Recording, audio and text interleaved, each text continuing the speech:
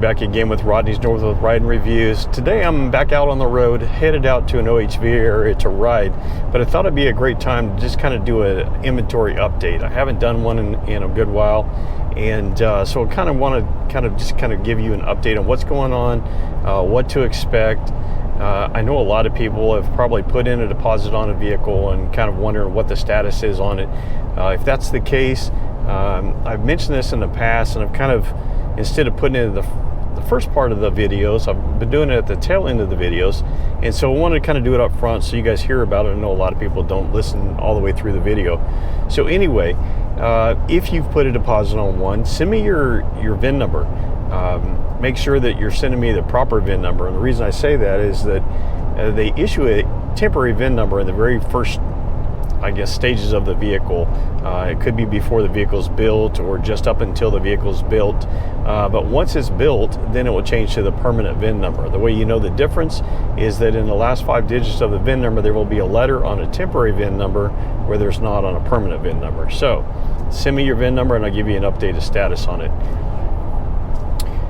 In the last couple months, we have probably seen 4-to-1 gas version versus the hybrid. I know that on a lot of the Toyota vehicles, they've been having a hard time getting the hybrid batteries for them, and that very well could be the base or the situation with the Tundra hybrid. But for whatever reason, we just haven't been getting many allocations on them. So if you guys are waiting on an allocation, or say you put a deposit on one and it hasn't been built yet, that's probably a good reason why.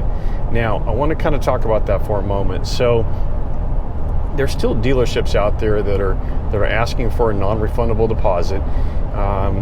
They're telling you that, yes, go on ahead and put in your order. We're going to get you, exactly what you want. It's probably going to take 3 to 6 months. First off, that's just a guess. They have no idea, and Toyota is not set up to order specifically what you want. They can go in and put in what they call a preference, and a preference is kind of a wish list. They put in the order the way you want it, but it's up to Toyota whether it actually builds that vehicle or not. First off, that dealership has to have an allocation for one. So if somebody's looking for a hard-to-get item, so let's say, for instance, a 1794 edition, they build so few of those to begin with. If you're put in, you may want to find out, okay, how many other people have already put in that request to have that specific vehicle built. If the dealership can't get an allocation for one, then chances are it's not going to get built for quite some time. So, and then the other thing is that the non-refundable deposit, basically dealerships are just trying to hold you loyal to them. And I've said this many times before. Now granted, I am a Toyota salesperson, and I don't like saying this because obviously we don't ever want to lose a customer's business. But if you're trying to get a vehicle, number one, there's no reason to put in a non-refundable deposit. If the dealership doesn't sell you something, there's no reason for them to keep your money. But then the other thing too is that make sure the person that you're dealing with, whether it be the salesperson, whether it be a sales manager, at the dealership, if you've done business with them in the past and you feel comfortable with them, make sure that they have your best interests at heart. Obviously they want to sell something, but on the other hand, to some people it may be just a number, and obviously that's not where you want to be from a customer standpoint.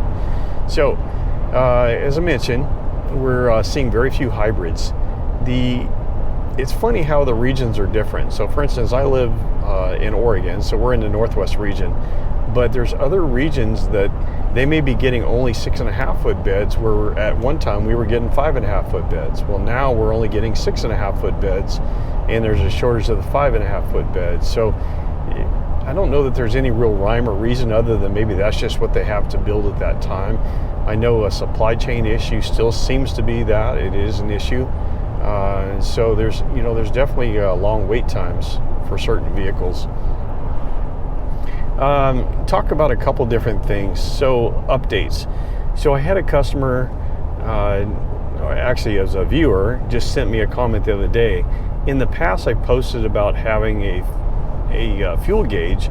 If you park on an incline and you go to start the vehicle back up, and it shows that you have a full tank, and yet you know that you've already put 200 miles on the vehicle. Well, that's not possible to be full. So I've had that issue in the past. It's happened a couple times. Some people have that issue a lot more than I have. but it seems to have sorted itself out. Now, I've had probably, since I've owned the truck, probably 5 or 6 different updates, and it's very possible that that could have been in one of the updates. But I had a viewer tell me that he was able to go into the dealership and he had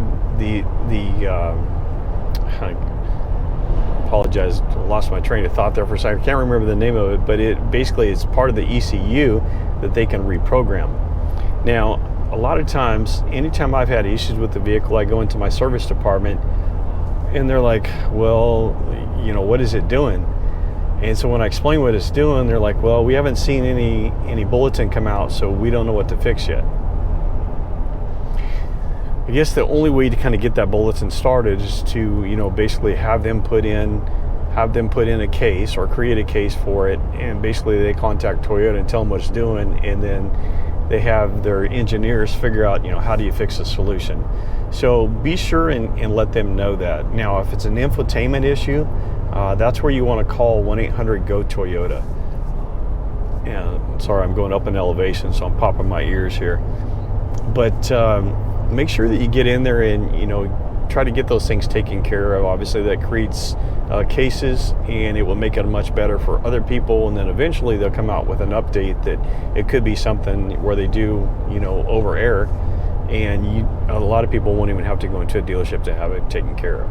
So I was watching a video this morning, and it was from Odyssey Off-Road. And so, Joe, I appreciate that. You're doing a great job on your videos. His channel is more about ATVs and doing some off-roading and some very, very cool videos there, and I've watched quite a few of them.